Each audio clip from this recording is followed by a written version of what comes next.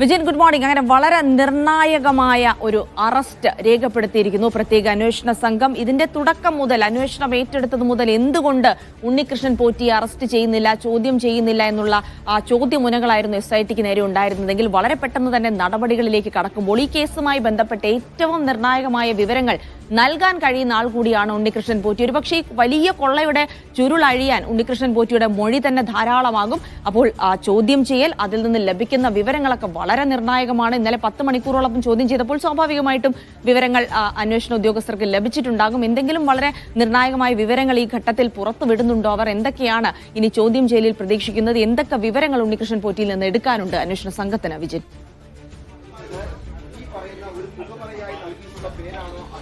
ജിൽസി സൈഫുദ്ദീൻ എന്തായാലും 10 മണിക്കൂറോളം നീണ്ടുന്ന ചോദ്യം ചെയ്യൽ അത് വളരെ നിർണായകമായ വിവരങ്ങളിലേക്ക് തന്നെയാണ് എത്തിച്ചത് എന്നുള്ളതാണ് ക്രൈംബ്രാഞ്ച് പ്രത്യേക അന്വേഷണ സംഘത്തിൽ നിന്ന് ലഭിക്കുന്ന വിവരമെന്ന് പറയുന്നത്. എന്തായാലും ഇക്കാര്യത്തിൽ ഉണ്ണികൃഷ്ണൻ പോറ്റി ചില മൊഴികൾ നൽകിയിട്ടുണ്ട്. അതിലും വ്യക്തത വരുത്താനുള്ള ഒരു നീക്കത്തിലേക്ക് കൂടിയാണ് അന്വേഷണ സംഘം കടക്കാൻ പോകുന്നത്. ഇപ്പോൾ വ്യക്തമാകുന്ന ഒരു കാര്യം എന്ന് പറയുന്നത് അത് ഉദ്യോഗസ്ഥർക്ക് ഇക്കാര്യത്തിൽ ഗൂഢാലോചന നടത്തിയതിൽ പങ്കുണ്ടായിട്ടുണ്ട് എന്നുള്ള വിവരങ്ങൾ ഈ മൊഴിയായി നൽകിയിട്ടുണ്ട് എന്നുള്ള വിവരങ്ങളാണ് ഇപ്പോൾ പുറത്തു വരുന്നത്.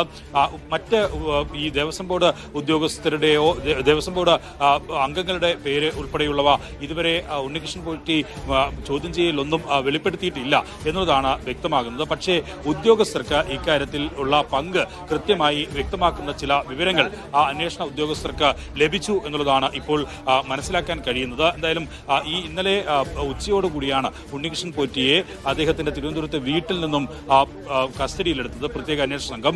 അതിനുശേഷം എവിടെയാണ്, ഏതെങ്കിലും രഹസ്യ കേന്ദ്രത്തിലൊക്കെ അദ്ദേഹത്തെ ചോദ്യം ചെയ്തു വരികയാണോ എന്നുള്ള അഭ്യൂഹങ്ങൾ ഒക്കെ നിലനിന്നെങ്കിലും വൈകിട്ടോടു കൂടിയാണ് ക്രൈംബ്രാഞ്ച് ആസ്ഥാനത്ത് എത്തിച്ച്, ക്രൈംബ്രാഞ്ച് ഓഫീസിലെത്തിച്ച് തന്നെയാണ് നിലവിൽ ചോദ്യം ചെയ്യൽ പുരോഗമിക്കുന്നത് എന്നുള്ള വിവരങ്ങൾ ലഭ്യമാകുന്നത്.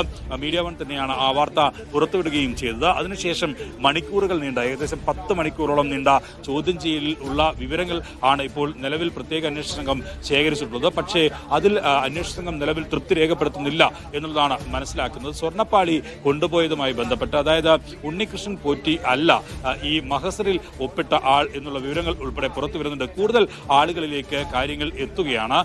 ഈ സ്വർണ്ണപ്പാളിയിൽ നിന്ന് സ്വർണം വേർതിരിച്ച് എടുത്തതുമായി ബന്ധപ്പെട്ട് ഒരു കൽപേഷ് എന്ന ആളുടെ പേര് കൂടി നേരത്തെ തന്നെ ഉയർന്നു വന്നിരുന്നു. അയാളുടെ യഥാർത്ഥ പേര് കൽപേഷ് ആണോ എന്ന കാര്യത്തിൽ ഉൾപ്പെടെ ഇപ്പോൾ സംശയമുണ്ട്.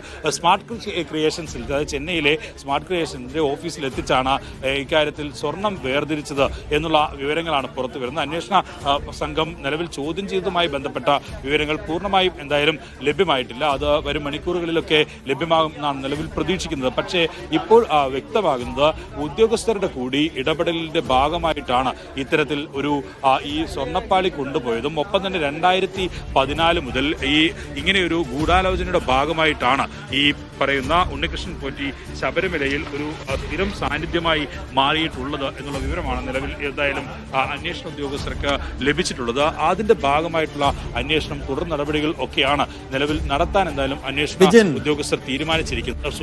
ഹൈക്കോടതിയുടെ മേൽനോട്ടത്തിലാണ് നിലവിൽ അന്വേഷണം നടത്തുന്നത് എന്നുള്ളതും ഏറ്റവും സുപ്രധാനമായ കാര്യമാണ്. 6 ആഴ്ചക്കകം അന്വേഷണം പൂർത്തിയാക്കാനുള്ള നിർദ്ദേശമാണ് നിലവിൽ എന്തായാലും ഹൈക്കോടതി നൽകുകയും. അങ്ങനെയാണെങ്കിൽ സൈഫു, 6 ആഴ്ചയാണ് അന്വേഷണ സംഘത്തിന് മുന്നിലുള്ള സമയം.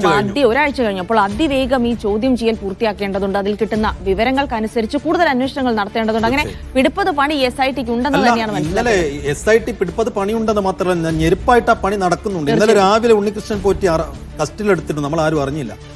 വൈകിട്ട് മാത്രമാണ് അറിഞ്ഞത്. കസ്റ്റഡിയിലെടുത്തത് പോട്ടെ, അതിനപ്പുറത്തേക്ക് ഹൈദരാബാദിൽ പോകുന്നുണ്ട്, ചെന്നൈയിൽ പോകുന്നുണ്ട്, അങ്ങനെ ഒട്ടിടങ്ങളിൽ പരിശോധന നടക്കുന്നുണ്ട്. അങ്ങനെ വളരെ വിപുലമായ, അതേസമയം വളരെ ദ്രുതഗതിയിലുള്ള ഒരു അന്വേഷണം നടക്കുന്നുണ്ടെന്നുള്ളതാണ്. പക്ഷേ നമ്മുടെ പ്രേക്ഷകർ ചോദിക്കുന്നുണ്ട്, ഈ വിവരങ്ങളൊക്കെ പുറത്തു വരുമ്പോഴത്തേക്ക് നമ്മളൊക്കെ വയസ്സാവുമോ എന്ന്. കാരണം ഇത് ദ്രുതഗതിയിൽ വളരെ കാര്യക്ഷമമായ അന്വേഷണം നടക്കുന്നു എന്ന് നമ്മൾ മനസ്സിലാക്കുന്നു. എന്ന് വെച്ചാൽ ഇന്നലെ രാവിലെ പോറ്റിയെ കസ്റ്റഡിയിലെടുക്കുന്നു. വളരെ രഹസ്യാത്മക സ്വഭാവത്തോടു കൂടിയാണ് ഓരോ നീക്കങ്ങളും ഉണ്ടാകുന്നത് എന്നുള്ളത് വളരെ പ്രധാനമാണ്. അപ്പോൾ ഇന്നലെ ഇപ്പോൾ ഉണ്ണികൃഷ്ണൻ പോറ്റിയുടെ കാര്യത്തിൽ ജിൽസി, ഉണ്ണികൃഷ്ണൻ പോറ്റി മാധ്യമങ്ങളെ 2 വട്ടം കണ്ടിട്ടുണ്ട്. ആ സമയത്തൊക്കെ ഗേറ്റ് തുറന്നില്ലായിരുന്നു, ശരിയാണ്. പക്ഷെ അദ്ദേഹത്തിന്റെ മുഖത്ത് വലിയൊരു ആത്മവിശ്വാസം, വളരെ കൂളായിട്ടാണ് മാധ്യമങ്ങളോട് എല്ലാ കാര്യത്തിലും മറുപടി പറഞ്ഞത്.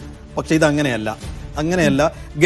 അന്ന് ഗേറ്റ് തുറക്കാത്തതിന് പിന്നിൽ എന്തോ കള്ളക്കളി ഉണ്ടായിരുന്നു ഇപ്പോ നമ്മൾ മനസ്സിലാക്കി. വിജിൻ തുടരുന്നുണ്ട്. വിജിൻ, അങ്ങനെ 10 മണിക്കൂറോളം ചോദ്യം ചെയ്തതിനൊടുക്കം അറസ്റ്റ് നടന്നിട്ടുണ്ടെങ്കിൽ കാര്യമായ എന്തെങ്കിലും SIT കിട്ടിയിട്ടുണ്ടാകണം. ഇപ്പോൾ 10 മണിക്കൂർ ഒരാളെ ചോദ്യം ചെയ്ത് ഒന്നും കാര്യമായി കിട്ടിയിട്ടില്ല അദ്ദേഹത്തിന്റെ നാക്കിൽ നിന്ന് എന്നാണെങ്കിൽ അദ്ദേഹത്തെ ഒരു പക്ഷേ വീണ്ടും ചോദ്യം ചെയ്യും അടുത്ത ദിവസം എന്ന് പറഞ്ഞ് അദ്ദേഹത്തെ വിട്ടയക്കാമായിരുന്നു. പക്ഷേ ഇതങ്ങനെയല്ല. 10 മണിക്കൂറോളം ചോദ്യം ചെയ്തതിന് ശേഷം അയാളെ അറസ്റ്റ് ചെയ്തിട്ടുണ്ടെങ്കിൽ SITക്ക് കാര്യമായ എന്തോ അദ്ദേഹത്തിൽ നിന്ന് ലഭിച്ചിട്ടുണ്ട്. അതിന്റെ തുമ്പ് പിടിച്ചായിരിക്കണം SIT ഇനി മുന്നോട്ട് പോകേണ്ടത്. അപ്പോൾ തുടർച്ചയായി ഇനി അടുത്തതാര് എന്നുള്ള ചോദ്യമാണ് ഉയരുന്നത്. ഇപ്പോൾ അതിനുള്ളൊരു ദേവസ്വം ബോർഡ് നൽകിയ നേരത്തെയുള്ളൊരു സൂചന ഈ മുരാരി ബാബു ആയിരുന്നു. മുരാരി ബാബുവിനെ നേരത്തെ തന്നെ സസ്പെൻഡ് ചെയ്ത് ഇദ്ദേഹം കൂടി ഇതിനകത്ത് ഭാഗവാക്കായിട്ടുണ്ടെന്ന് ദേവസ്വം ബോർഡ് തന്നെ ഒരു സൂചന നൽകിയതാണ്. അങ്ങനെയെങ്കിൽ ഇനി നേരെ പോകുന്നത് ഉദ്യോഗസ്ഥരിലേക്ക് തന്നെയാണ്.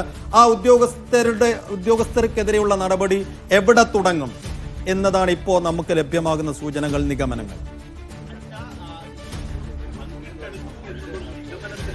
സൈഫുദ്ദീൻ എന്തായാലും ഇക്കാര്യത്തിൽ ഈ ഉണ്ണികൃഷ്ണൻ പോറ്റി തന്നെയാണ് ഏറ്റവും പ്രധാനമായും സ്വർണം മോഷ്ടിച്ചതും ഒപ്പം തന്നെ കൊള്ള നടത്തിയതുമായി ബന്ധപ്പെട്ട ആൾ എന്നുള്ള നിഗമനം നേരത്തെ തന്നെ ഈ അന്വേഷണ സംഘമൊക്കെ അത്തരമൊരു നിഗമനത്തിലേക്ക് എത്തിയിട്ടുണ്ട്. അതിനുശേഷമാണ് ഏത് തരത്തിൽ ഉണ്ണികൃഷ്ണൻ പോറ്റി ശബരിമലയുമായി ബന്ധപ്പെടുന്നു എന്നുള്ള കാര്യത്തിലേക്ക് ഉൾപ്പെടെയുള്ള അന്വേഷണത്തിലേക്ക് പിന്നീട് അന്വേഷണ സംഘം പോകുന്നത്. അതിലാണ് പലരുടെയും പേരുകൾ ഉയർന്നു വരികയും ചെയ്യുന്നത്.